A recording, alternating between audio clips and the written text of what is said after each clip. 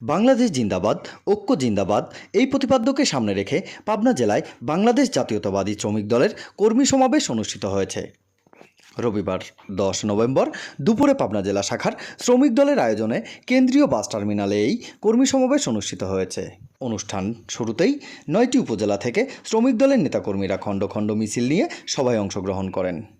সভায় জেলা শাখার শ্রমিক দলের সভাপতি আলাউদ্দিনের সভাপতিত্বে প্রধান অতিথি হিসেবে উপস্থিত ছিলেন কেন্দ্রীয় কমিটি বাংলাদেশ জাতীয়তাবাদী শ্রমিক দলের সভাপতি আনোয়ার হোসেন। প্রধান বক্তা হিসাবে বক্তব্য দেন কেন্দ্রীয় কমিটি জাতীয়তাবাদী শ্রমিক দলের প্রচার ও প্রকাশনা সম্পাদক মঞ্জুরুল ইসলাম মঞ্জু।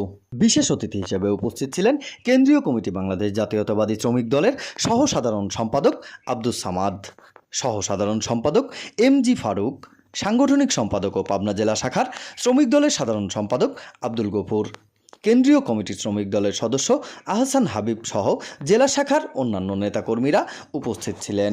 সভায় বক্তারা বলেন, শ্রমিক দলের নেতাকর্মীরা সবসময় ঐক্যবদ্ধভাবে দলের জন্য কাজ করে যাচ্ছেন। বিগত স্বৈরাচার সরকার শেখ হাসিনা বিভিন্ন সময় জেল জুলুম ও অত্যাচার করেছেন, তারপরেও শ্রমিক দলকে দামিয়ে রাখতে পারে নাই। আন্দোলন সংগ্রাম করেই স্বৈরাচার সরকারকে পতন করতে সক্ষম হয়েছেন তারা। ছাত্রলীগ তার কর্মকাণ্ডের জন্য নিষিদ্ধ ঘোষিত হয়েছেন। দেশের মানুষের গণতন্ত্র ও ভোট অধিকার হরণ করেছে স্বৈরাচার শেখ হাসিনা সরকার। তাদেরও রাজনীতি থেকে নিষিদ্ধ করতে হবে, তাহলেই সাধারণ মানুষ ভোট অধিকার ফিরে পাবে।